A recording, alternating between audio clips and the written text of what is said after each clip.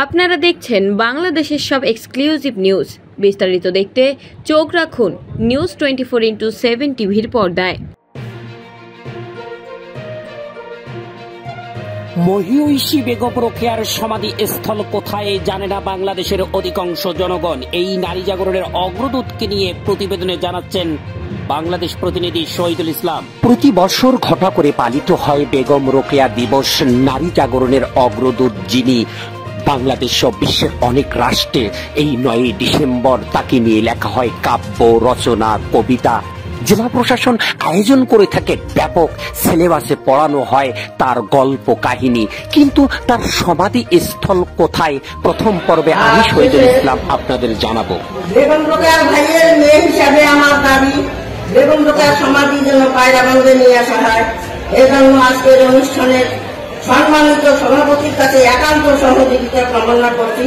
পরিশেষে পায়রাগঞ্জবাসী ও রোকেয়া পরিবারের পক্ষ থেকে সকলকে আবারও শুভেচ্ছা ও ধন্যবাদ জানাচ্ছি।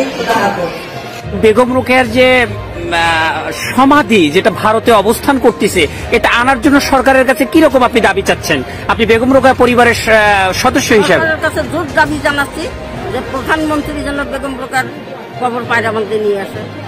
এই যে দেশের বীরশ্রেষ্ঠ অনেকের সমাধি আসতেছে, একজন মহিয়সী নারী যিনি এই বাংলাদেশে রাষ্ট্রীয়ভাবে তার দিবস পালন করা হয়, কেন আসতেছে না? এই বিষয়ে জেলা প্রশাসনের কাছে আপনারা বারবার কেন বলতেছেন না? বারবার বলতেছি, ওনারা তো কোনো কথাই করেন। আপনার পরিচয়টা একটু দেবেন।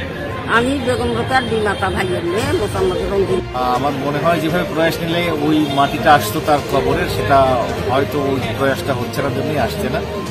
রংপুরবাসী শুধু নয়, আমাদের রংপুরবাসীরও দাবি যে যোধপুর থেকে যেখানে তার কবরস্থান আছে এবং আব্দুর রহমান নামে তার আত্মীয়র পারিবারিক কবরস্থানে তাকে দাফন করা হয়েছিল ওই সময়টায়।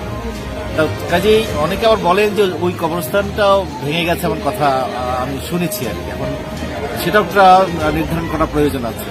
সব মিলিয়ে দরকার হচ্ছে একটা আন্তরিকতা এবং সরকারিভাবে উদ্যোগ নিয়ে। আমরা ব্যক্তিগত বাংলাদেশের উত্তরবঙ্গের রংপুরের সড়ক ও জনপদ বিভাগ যেন দুর্নীতির আকড়া প্রতিষ্ঠান হিসেবে দেখা দিয়েছে। সম্প্রতি রোডের কাজগুলোকে ঠিকাদারি প্রতিষ্ঠানকে মনিটরিং এর অভাবে এরকম যেমন তেমন ইট বালু খোয়া দিয়ে কাজ করছে। সম্প্রতি নিউজ 24 বাংলা টেলিভিশনের ক্যামেরায় এমনটা ফুটে উঠেছে। আমি শহীদুল ইসলাম, বাংলাদেশ প্রতিনিধি, নিউজ 24 বাংলা টেলিভিশন।